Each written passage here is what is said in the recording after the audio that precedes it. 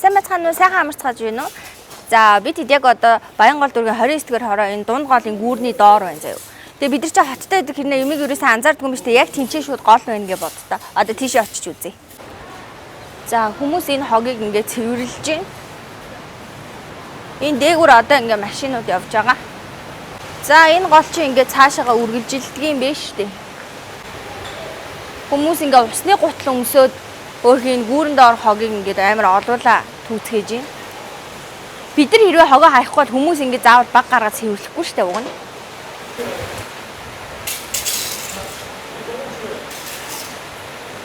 За ингээд одоо туул гол дунд голын ингээд айс хавыг амар олон хүмүүс ингээд хэсэг болоод цэвэрлж байгаа юм байна. Тэгээ бид нар чи соёлтой болоод хогоо харахгүй гэдсэн чинь зөвхөн сошиал дээр л тэр давлгаа явсан юм шиг байна. Энэ голоос дугуй ундааны сав одоо юу гараад байгаа юм бэ? Бид нар ч өгнө ус руугаа ямар нэгэн хог хийдгүү одоо усаа эрхэмлдэг хүмүүс эцтэй. Тэгсэн чинь одоо ингээд гарч ирж байгаа хог энэ хүмүүсийн цэвэрлж байгааг харахад бол иргэд ямар ухамсаргүй байгаа юм бэ гэдгийг улам илүү харагдчихээн.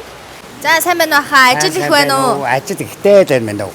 Хог ерөнхийдөө их байна. Энэ голын айсав нийслэлийн засаг даргын өгсөн зааврын дагуу ингээд нийслэл дүүргээс ингээ гараа өнөөдөр Баянгол дүүргийн тогтцол үйлчлэгийн компаниуд хамтраад энэ дунд гол дагсан энэ хэсгийн айсав газрын хогийн цэвэрлэгийг хийж байна. Ерөнхийдөө хог хаягдад айгүй их гарч байна. Архины шийдэл, лааз, ховнцор хог ерөнхийдөө их гарч шүү. Бид хэд өдөөнөөс хойш явлаа. Одоогийн байдлаар 4 удаагийн хог тээвэрлэлт хийгээд явж байна. Одоо дөнгөж дундаа ороод явж байна да. Хог үргэлжлэл ингээд цэвэрлэгээ хийгдэл явж байна.